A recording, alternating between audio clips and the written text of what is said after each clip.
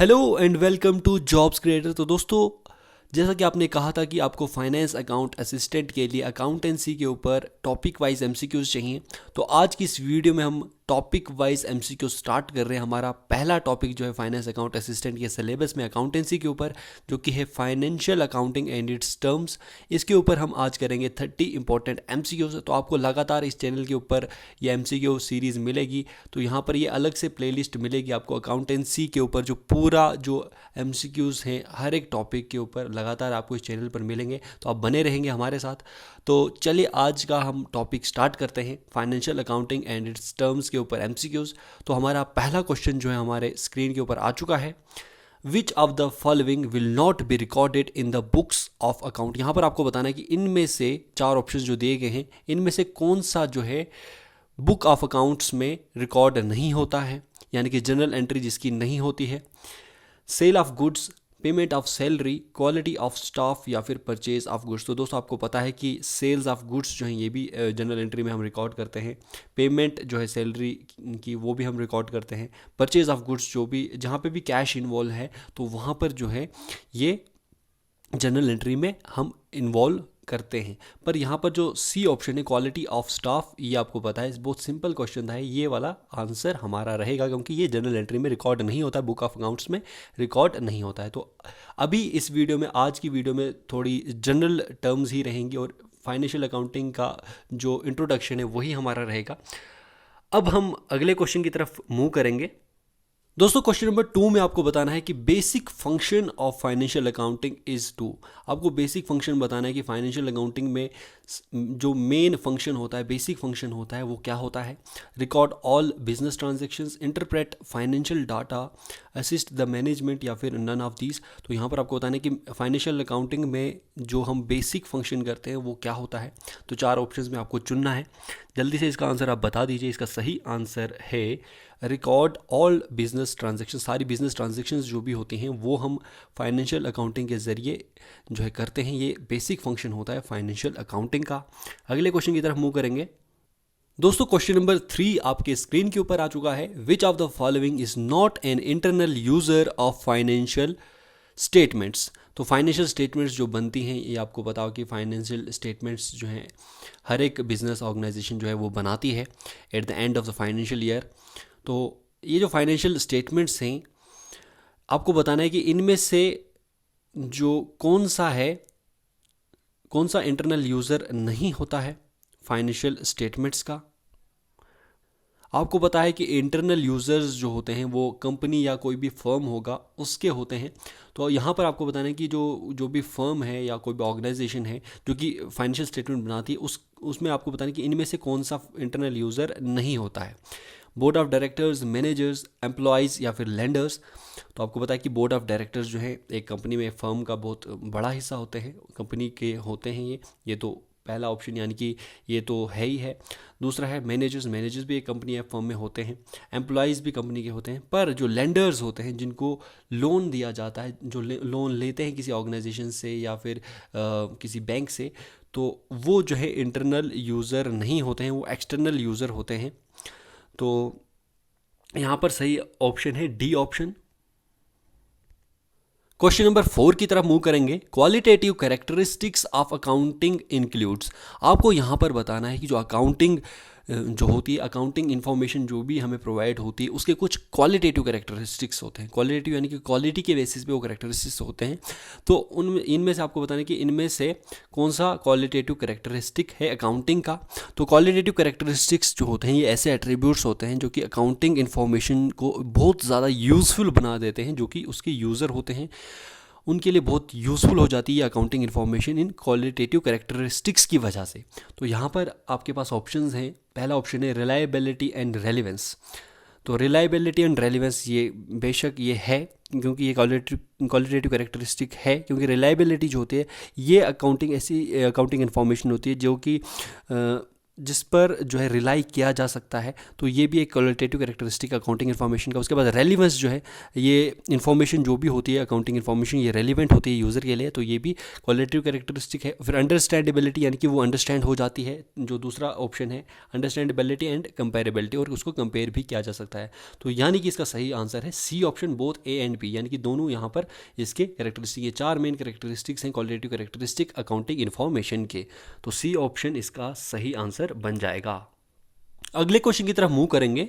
Which external user of accounting information is most interested in knowing the long term solvency position of the firm. तो यहाँ पर आपको बताना कि कौन सा ऐसा एक्सटर्नल यूजर होता है जो कि जो भी फर्म है उसकी अकाउंटिंग इन्फॉर्मेशन को तो वो यूज़फुल मानता ही है, पर साथ ही साथ जो उसकी जो सॉल्वेंसी होती है, सॉल्वेंसी पोजीशन होती है फर्म की, उसको बहुत महत्व देता है। तो कौन सा ऐसा एक्सटर्नल यूज़र है? Employees, management, bank and financial institutions या फिर रिसर्चर्स। तो आपको पता है कि एक्सटर्नल यूज़र्स जो हैं, जैसे कि बैंक एंड फाइनेंशियल इंस्टीट्यूशंस होते हैं, ये क्या करते हैं, ये लोन प्रोवाइड करते हैं बिजनेसेस को, यानी कि फर्म्स को। तो यानी कि नेचुरली ये क्या करते हैं, ये परफॉर्मेंस जो है बिज़नेस की, वो भी उसके ऊपर बहुत वॉच रखते हैं कि किस तरीके से बिज़नेस परफॉर्म कर रहा है, कितना उसका प्रोग्रेस चल रहा है, कितनी उसकी इनकम है, कितना उसका प्रॉफिट है।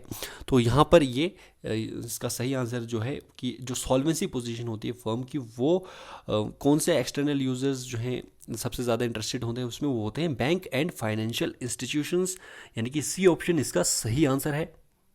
हम मूव करेंगे अगले क्वेश्चन की तरफ। Question number 6, capital is, capital क्या है? Internal liability, external liability, internal as well as external liability, या फिर नन ऑफ दीज। तो कैपिटल क्या है? कैपिटल क्या है? कैपिटल हम जो इन्वेस्ट करते हैं, इनिशियली जो भी बिजनेस में इन्वेस्टमेंट होती है उसको हम कैपिटल कहते हैं, बिजनेस को खड़ा करने के लिए। तो यहाँ पर कैपिटल क्या है? कैपिटल इंटरनल लायबिलिटी बन जाती है, जो भी बिजनेस फर्म है उसके लिए ये लायबिलिटी बन जाती है, जो भी ओनर होता है बिजनेस का उसके लिए बिजनेस का ये लायबिलिटी बन जाती है कैपिटल, ये इंटरनल लायबिलिटी है। अगले क्वेश्चन की तरफ मूव करेंगे। क्वेश्चन नंबर 7, अमाउंट रिसीव्ड और receivable against sale of goods is. तो यहाँ पर आपको बताना है, जब भी सेल होती है गुड्स की, जो भी हम बेचते हैं गुड्स, तो उसके अगेंस्ट जो भी हम अमाउंट रिसीव करते हैं, जो या फिर जो भी अमाउंट रिसीवेबल होता है, तो उसको हम क्या कहते हैं? Revenue receipt, capital receipt, sometimes revenue receipt and sometimes capital receipt, या फिर नन ऑफ दीज।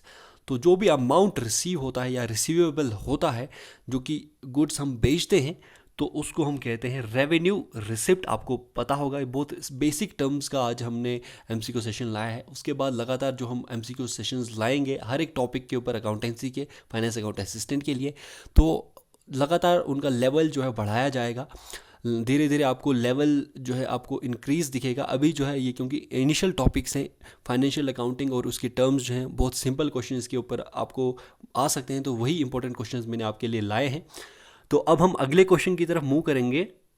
दोस्तों, अगले क्वेश्चन में आपको बताना है अमाउंट पेड और payable against purchase of goods is. तो यहाँ पर आपको बताना है कि जो हम गुड्स परचेज करते हैं, खरीदते हैं बिजनेस के लिए, वहाँ पर जो होता है, जो अमाउंट हम पे करते हैं उसके लिए, उसको हम क्या कहते हैं? Revenue expenditure, capital expenditure, both A and B and none of these.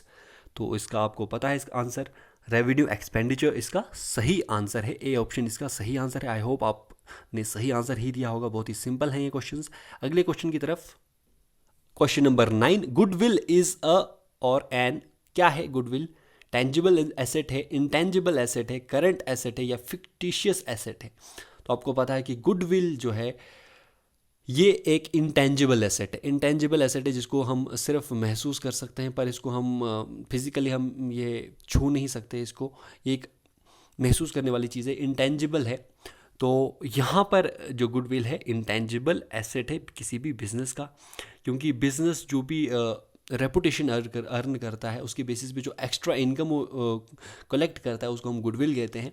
तो वो एक इंटेंजिबल एसेट कहलाया जाता है। बी ऑप्शन इसका सही आंसर है। इसी के साथ अब अगले क्वेश्चन की तरफ मूव करेंगे। Question number 10, expenditure of revenue nature that gives benefit for more than one accounting period is categorised as. तो यहाँ पर आपको बताना है कि ऐसा कौन सा एक्सपेंडिचर है जिसमें रेवेन्यू इन्वॉल्व होता है, यानी कि पैसा इन्वॉल्व होता है, जो हम करते हैं जिसकी वजह से जो है एक से ज़्यादा अकाउंटिंग पीरियड के लिए वो हमें फ़ायदा देता है। तो कौन सा एक्सपेंडिचर ऐसा होता है जिससे हमें फ़ायदा जो मिलता है किसी बिजनेस को, वो एक से ज़्यादा सालों के लिए मिल सकता है? तो पहला ऑप्शन जो है कैपिटल एक्सपेंडिचर, दूसरा ऑप्शन है रेवेन्यू एक्सपेंडिचर, थर्ड जो ऑप्शन है वो है डेफर्ड रेवेन्यू एक्सपेंडिचर, और फोर्थ ऑप्शन है नन ऑफ दीज। तो यहाँ पर आपको चुनना है। तो आपको पता है कि जो भी एक्सपेंडिचर हम करते हैं, जो रेवेन्यू नेचर का एक्सपेंडिचर होता है, जिससे हमें एक से ज़्यादा अकाउंटिंग पीरियड के लिए बेनिफिट मिलता है, वो होता है डेफर्ड रेवेन्यू एक्सपेंडिचर। यानी कि जैसे एग्जांपल हम ले सकते हैं कि कोई एडवर्टाइजमेंट करते हैं किसी बिजनेस की हम, तो उससे हमें क्या फ़ायदा मिलता है, उससे हमें एक से ज़्यादा साल के लिए हमें बेनिफिट मिल सकता है, उससे हम प्रॉफिट कमा सकते हैं। तो इसको हम कहते हैं deferred revenue expenditure. C option इसका सही आंसर है। अगले क्वेश्चन की तरफ मूव करेंगे। Question number 11, a person who owes money to a firm against goods sold is called a. तो यहां पर आपको बताना है कि ऐसा पर्सन जिसको हम पैसे उधार देते हैं उसको हम क्या कहते हैं? Creditor, debtor, both A and B या नन ऑफ दीज। तो यहाँ पर इसको हम कहते हैं डेटर। तो पर्सन जिसके पास किसी फर्म के पैसे जो है आउ करता है, यानी कि उसके पास उसके पैसे या उधारी पे लिए हैं, लेंडर है, तो उसको हम कहते हैं डेटर। बी ऑप्शन इसका सही आंसर है। Question number 12, purchase refers to the purchase of. Purchase क्या होता है? परचेज का आपको बताना है, ऑप्शंस आपके पास दिए गए हैं। तो परचेज होता है ऐसे गुड जो हम खरीदते हैं फॉर रिसेल, फिर से रिसेल करने जो भी फर्म खरीदता है गुड्स को, उसको हम कहते हैं परचेज किया गया है। ए ऑप्शन इसका सही आंसर है। बहुत ही सिंपल है ये। तो अगले क्वेश्चन की तरफ मूव करेंगे हम। Question number 13, a liability arises because of. Liability किस वजह से अराइज होती है किसी भी फर्म की या फिर किसी भी ऑर्गेनाइजेशन की? तो लाइबिलिटी किस वजह से अराइज होती है? कैश ट्रांजैक्शंस की वजह से, क्रेडिट ट्रांजैक्शंस की वजह से, cash as well as credit transactions की वजह से, या फिर नन ऑफ दीज। तो लाइबिलिटी किसी भी फर्म की, किसी भी ऑर्गेनाइजेशन की, वो अराइज होती है बिकॉज ऑफ क्रेडिट ट्रांजैक्शंस, यानी उधारी पे जो भी होता है तो उसकी वजह से लाइबिलिटी जो है उसकी अराइज होती है। जो अगर हम किसी से लोन लेंगे, बैंक से अगर लोन लेते हैं तो वो हमारे लिए लाइबिलिटी बन जाता है। तो उसको हम कहते हैं क्रेडिट। क्रेडिट पे लेना, यानी कि लोन जब हम लेते हैं, उधारी पे लेते हैं, तो उसको हम कहते हैं क्रेडिट ट्रांजैक्शंस जो भी होती हैं वो लायबिलिटी हमारे लिए बन जाती हैं। क्वेश्चन नंबर 14 में आपको बताना है कि जो भी अमाउंट इन्वेस्ट करता है प्रोप्राइटर इन अ बिजनेस में जो भी इन्वेस्टमेंट होती है प्रोप्राइटर द्वारा, उसको हम क्या कहते हैं? बिल्कुल सिंपल क्वेश्चन है, इसको हम कहते हैं कैपिटल।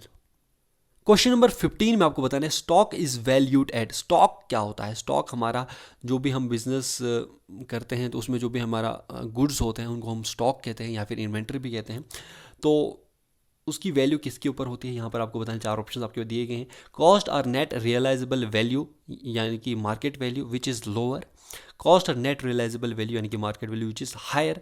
कॉस्ट या फिर नेट रियलाइजेबल वैल्यू यानी मार्केट वैल्यू। तो स्टॉक को सबसे ज़्यादा वैल्यू कब मिलती है? जो भी इन्वेंट्री होती है बिजनेस की, उसकी वैल्यू सबसे ज़्यादा होती है जब कॉस्ट यानी कि नेट रियलाइजेबल वैल्यू जो है, मार्केट वैल्यू जो होती है, वो लोअर होती है। ये हमेशा जो स्टॉक होता है ये 2 प्रकार का होता है, स्टॉक ऑफ गुड्स और दूसरा होता है stock of raw material. Stock of goods या stock of inventory of goods ये होता है जो कि प्रोसेस्ड फॉर्म में होता है, पूरी तरीके से अच्छे से बना होता है। और स्टॉक और इन्वेंट्री ऑफ रॉ मटेरियल्स जो होते हैं ये क्या होते हैं? ये बिल्कुल अनयूज्ड होते हैं, अभी जो भी बच जाता है वो स्टॉक बिजनेस के लिए। तो ये इसकी वैल्यू तभी रियलाइजेबल वैल्यू जो होती है इसकी ये होती है जब ये लोअर होती है, इनमें से कोई भी लोअर होती है तो तब होता है। तो यहाँ पर सही ऑप्शन है A option. Question number 16, bank overdraft is. Bank overdraft क्या है? Short term liability, long term liability, contingent liability या फिर नन ऑफ दीज। तो बैंक ओवरड्राफ्ट आपको पता है कि जब भी एक्स्ट्रा अमाउंट ऑफ मनी जो वहाँ पर अवेलेबल है हमारे लिए बैंक में, उससे हम ज़्यादा जब हम वो ट्रांजैक्शन कर लेते हैं, निकाल लेते हैं, तो उसको हम बैंक ओवरड्राफ्ट कहते हैं। तो यहाँ पर आपको बताया कि बैंक ओवरड्राफ्ट जो है बहुत कम समय के लिए हम कर सकते हैं। तो ये एक शॉर्ट टर्म लाइबिलिटी कहा जाता है, लॉन्ग टर्म लाइबिलिटी नहीं है, ये एक शॉर्ट टर्म लाइबिलिटी है। ए ऑप्शन इसका सही आंसर है। क्वेश्चन नंबर 17 में अब आपको बताना है कि इनमें से कौन सा फिक्स्ड एसेट नहीं है। इनमें से कौन सा फिक्स्ड एसेट नहीं है? इनमें से आपको बताना है building, plant and machinery, balance with bank या फिर गुडविल। तो आपको पता है कि जो फिक्स्ड एसेट है वो हमारा कौन सा नहीं होता है? वो होता है हमारा balance with bank. Balance with bank ये हमारा फिक्स्ड एसेट नहीं, क्योंकि ये चेंज होता रहता है balance. Plant and machinery, building, goodwill ये हमारा सारा फिक्स्ड एसेट में आता है। सी ऑप्शन इसका सही आंसर है, balance with bank. I hope आपको थोड़ी थोड़ी एक्स्ट्रा इन्फॉर्मेशन भी मिल रही होगी इन क्वेश्चंस से। और जो भी हम आगे जो सीरीज़ है हमारी, इसमें जो भी हम टॉपिक वाइज हम कर रहे हैं, तो जो भी हम अगले टॉपिक्स लाएंगे उनके ऊपर हम एक्स्ट्रा इन्फॉर्मेशन भी लगातार देंगे, तो जिससे आपकी तैयारी जो है फाइनेंस अकाउंट असिस्टेंट के लिए बहुत अच्छी हो जाएगी। क्वेश्चंस को आप अंडरस्टैंड भी करेंगे और एक्स्ट्रा इन्फॉर्मेशन भी उसके ऊपर आपको मिलेगी, तो यह आपके लिए बहुत ज़्यादा हेल्पफुल रहेगा और क्वेश्चंस आपको याद रहेंगे। तो अगले क्वेश्चन की तरफ अब मूव करेंगे। Question number 18, which of the following is an asset. यहाँ पर आपको बताने कि इनमें से कौन सा एसेट है।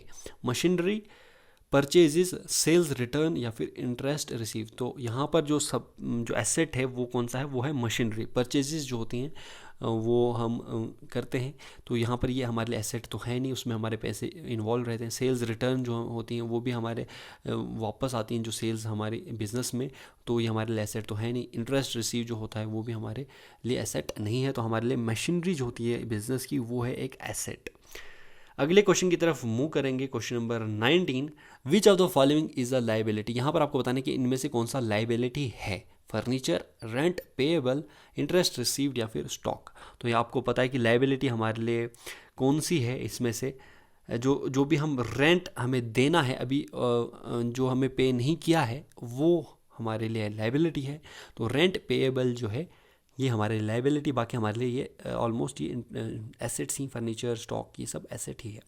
तो अगले क्वेश्चन की तरफ मूव करेंगे। Question number 20, which of the following is revenue. यहाँ पर आपको बताने कि इनमें से कौन सा रेवेन्यू है। रेवेन्यू मतलब इसमें कैश इन्वॉल्व रहता है और जो हमारे लिए इनकम का काम करता है, बेनिफिट का काम करता है। यहाँ पर परचेजेस रिटर्न, सेल्स या फिर सेल्स सैलरी पेएबल। तो यहाँ पर जो भी हम सेल्स करते हैं वो हमारे लिए, जो भी हम इनकम वहाँ से गेन करते हैं उसको हम रेवेन्यू कहते हैं।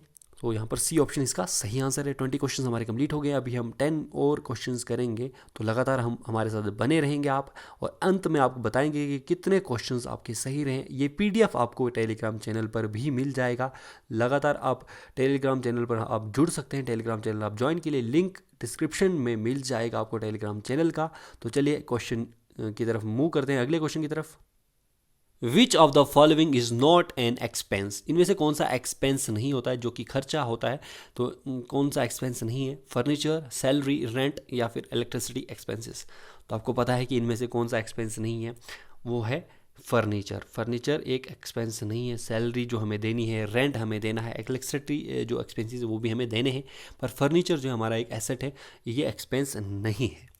अगले क्वेश्चन की तरफ मूव करते हैं। Question number 22, which of the following is a business transaction. इसमें से कौन सा बिजनेस ट्रांजेक्शन है। Goods purchase on credit, credit पे जो हम गुड्स परचेज करते हैं, या एम्प्लॉय बीइंग डिसमिस, जो भी एम्प्लॉय डिसमिस होता है, या ये तीसरा है proprietor purchasing a car for own use. Proprietor जो भी होता है, ओनर होता है, जो कि कार जो यूज़ करता है, परचेज करता है यूज़ के लिए।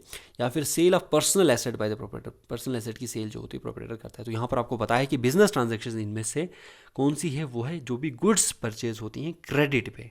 तो ये हमारे लिए बिजनेस की ट्रांजेक्शन, बाकी जो है ये पर्सनल ट्रांजेक्शन्स हैं। Question number 23, the nature of capital is. Capital का नेचर क्या होता है। An asset, a liability, an income या फिर एन एक्सपेंस। तो कैपिटल क्या होता है, एक एसेट होता है, लाइबिलिटी होता है, इनकम होता है, एक्सपेंस होता है। आपको पता है, अभी भी हमने पीछे भी अभी पढ़ा था कि कैपिटल जो है ये एक लाइबिलिटी होता है बिजनेस के लिए। इंटरनल लाइबिलिटी होता है कैपिटल। दोस्तों question number 24, sale is recognised as revenue. Sale is revenue कब रिकॉग्नाइज होती है, आपको ये बताना है। क्वेश्चन आपके पास दिया गया है, ऑप्शंस भी आपके पास दिए गए हैं। When the contract for sale is entered into, पहला ऑप्शन ये है। दूसरा ऑप्शन है at the point of sale और परफॉर्मेंस ऑफ सर्विसेज। तीसरा ऑप्शन है after the expiry of credit period allowed to debtors, या फिर after the money collected from the customers. तो सेल को एज अ रेवेन्यू कब हम रिकॉग्नाइज करते हैं, वो करते हैं at the point of sale और परफॉर्मेंस ऑफ सर्विस। जब हम सेल करते हैं तब उसके बाद जो हमें इनकम रिसीव होती है उसको हम कहते हैं एज, रिकॉग्नाइज करते हैं एज रेवेन्यू। क्वेश्चन नंबर 25 की तरफ मूव करते हैं। The nature of accrued income is. Accrued income का नेचर क्या होता है। एक्रूड इनकम ऐसी इनकम होती है जो अभी हमें मिली नहीं होती, तो ये हमारे लिए एसेट होती है, क्योंकि ये अभी हमें मिली नहीं है, एक्रूड है, तो ये हमारे लिए एसेट है। क्वेश्चन नंबर 26 की तरफ मूव करेंगे। Trade discount allowed. तो ट्रेड डिस्काउंट जो हमें मिलता है, जो भी ट्रेडिंग करते हैं जिसके उसके ऊपर जो भी डिस्काउंट मिलता है, उसके ऊपर आपको बताना है कि क्या होता है इनमें से। इस shown separately in the book of accounts, trade discount बताया जा रहा है कि ये सेपरेटली शो होता है बुक्स ऑफ अकाउंट में, या फिर can be shown either separately और डिडक्टेड फ्रॉम परचेज कॉस्ट, यानी कि या फिर सेपरेटली आइदर ये सेपरेटली शो किया जाता है या फिर इसको डिडक्ट किया जाता है परचेज कॉस्ट से, या फिर थर्ड है is not shown separately in the books of account, ये सेपरेटली शो नहीं होता है बुक्स ऑफ अकाउंट यानी जनरल एंट्री में, और नन ऑफ दी अबाउ। तो यहाँ पर आपको बताया कि ट्रेड डिस्काउंट जो भी होता है अलाउड, ये जो डिस्काउंट होता है वो उसी में आ जाता है जो भी ट्रांजेक्शन्स होती हैं, तो ये सेपरेटली हम शो नहीं करते हैं बुक ऑफ अकाउंट्स में। तो ये सी ऑप्शन इसका सही आंसर बन जाएगा। क्वेश्चन नंबर 27 की तरफ मूव करेंगे। Which of the following transaction is not of financial character, तो इनमें से आपको बताना कि फाइनेंशियल कैरेक्टर की कौन सी ट्रांजैक्शन नहीं है। Purchase of asset on credit, purchase of asset for cash, withdrawing of money by proprietor from business, या फिर स्ट्राइक बाय एम्प्लॉयज़। तो यहाँ पर आपको बताया कि इसमें से फाइनेंशियल कैरेक्टर की ट्रांजैक्शन कौन सी नहीं है। आपको पता है purchase of assets, purchase of asset on credit, या फिर कैश, या फिर जो भी विड्रॉ करता है मनी प्रोप्राइटर बिजनेस से, तो ये सारी फाइनेंशियल कैरेक्टर की हैं। और स्ट्राइक जो होती है तो इसमें कोई भी फाइनेंशियल कैरेक्टर तो नहीं, ये कोई भी एम्प्लॉय कर सकता है। तो ये ऑप्शन इसका आपको पता है, सिंपल सा आंसर है इसका, डी ऑप्शन इसका सही है। अगले क्वेश्चन की तरफ मूव करते हैं। Question number 28। Purchase refers to the buying of, आपको पता है कि परचेज क्या होता है, तो stationery for office use, assets for the factory, goods for resale, या फिर इन्वेस्टमेंट। आपको पता है परचेज होता है गुड्स फॉर रीसेल। तो 28 क्वेश्चन हमने कर लिया है। क्वेश्चन नंबर 29 की तरफ मूव करेंगे। Revenue from operators refers to, operators से जो भी रेवेन्यू कलेक्ट किया जाता है उसको हम क्या कहते हैं। ऑप्शंस आपके पास हैं। Revenue earned from operating activities, operating activities जो रेवेन्यू अर्न होता है, या फिर revenue earned from activities that are not operating activities, जो कि ऑपरेटिंग एक्टिविटीज़ नहीं है, या फिर दोनों, या फिर नन ऑफ दी अबाउ। तो यहाँ पर ऑप्शन सही है, पहला ही ऑप्शन सही है, क्योंकि जो भी रेवेन्यू अर्न होता है ऑपरेटिंग एक्टिविटीज़ से उसको हम कहते हैं रेवेन्यू फ्रॉम ऑपरेटर्स। तो आखिरी क्वेश्चन है हमारे इस सेशन का। आज का हमारा जो टॉपिक वाइज सेशन था फाइनेंशियल अकाउंटिंग एंड टर्म्स के ऊपर, अकाउंटेंसी का फाइनेंस अकाउंट असिस्टेंट के लिए। तो यहाँ पर आखिरी क्वेश्चन आपका है, out of the following assets which one is not an intangible asset. तो इनमें से कौन सा इंटेंजिबल एसेट नहीं है। तो मशीनरी, पेटेंट्स, गुडविल, या फिर ट्रेड मार्क। तो इनटेंजिबल एसेट कौन सा नहीं है वो आपको बताना है। तो आपको पता है कि इनटेंजिबल एसेट होता है जिसको हम फिजिकली हम टच नहीं कर सकते हैं, वो सिर्फ हम फील कर सकते हैं उसको। तो मशीनरी जो है यहाँ पर इंटेंजिबल एसेट ये नहीं, ये टेंजिबल एसेट है, यानी कि ए ऑप्शन इसका सही आंसर है। तो ये थे आपके 30 important questions on financial accounting and it's terms. तो ये कुछ ज़्यादा टफ क्वेश्चंस तो नहीं थे, आपको बहुत ही ईजी लगे होंगे। आपने 30 में से 30 स्कोर किया होगा आई होप, और या फिर आपने 25 से अबव तो बिल्कुल ही स्कोर किया होगा, क्योंकि बहुत ही सिंपल क्वेश्चंस थे ये। तो अब हम लगातार लेवल जो है धीरे धीरे बढ़ाते जाएंगे। अगले जो टॉपिक्स आएंगे हमारे फाइनेंस अकाउंट असिस्टेंट की जो अकाउंटेंसी सेक्शन है, जो सेकंड सेक्शन है हमारे सिलेबस का 30 मार्क्स का फाइनेंस अकाउंट असिस्टेंट का, जो अगले टॉपिक्स आएंगे उसके जो लेवल है लगातार बढ़ाया जाएगा। तो आप बने रहेंगे हमारे साथ, सपोर्ट शो करेंगे, वीडियोज़ को शेयर करेंगे, चैनल को आप सब्सक्राइब करेंगे, और वीडियो को आप लगातार लाइक करेंगे, क्योंकि लाइक्स जो हैं आपके बहुत ही हमारा कॉन्फिडेंस जो है बहुत बढ़ता है उससे। तो लगातार लाइक करते जाइए और वीडियो को शेयर करिए। तो फिलहाल इस वीडियो में इतना ही, मिलते हैं अब अगली वीडियो में, तब तक के लिए बाय बाय, जय हिंद।